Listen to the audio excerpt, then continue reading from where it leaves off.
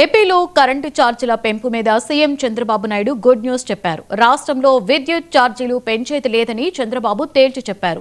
కూటమి ప్రభుత్వ పాలనలో 5 ఏళ్ల పాటు కరెంటు ఛార్జీల పెంపు అన్నది ఉండదని చంద్రబాబు ప్రకటించారు. అందుకు తనది గ్యారంటీ అన్నారు. ప్రభుత్వం సమర్థవంతంగా పనిచేస్తే ప్రజల జీవితాలలో పెను మార్పులు వస్తాయని, గత 5 ఏళ్లలో 32,000 కోట్ల రూపాయలు కరెంటు ఛార్జీలు పెంచారని చెప్పారు. మీరు ముందుకు రండి, మీరు కరెంటు ఉత్పత్తి చేసుకోండి, పేదవాళ్ళకు అండగా నేనుంటా, ఎస్సీ ఎస్టీలకు ఉచితంగా ఇస్తాం, రైతులందరికీ కుసుమ కింద పూర్తిగా ఫ్రీగా మీకు అందరికీ సోలార్ పెట్టిస్తాం. బీసీలకు అదనంగా గవర్నమెంట్ ఆఫ్ ఇండియా ఒక 2 మెగావాట్లకి 60,000 రూపాయలు ఇచ్చి, మనం ఒక 25,000 ఇచ్చి మొత్తం 70 నుంచి 95,000 రూపాయలు మీకు సబ్సిడీ ఇస్తాం.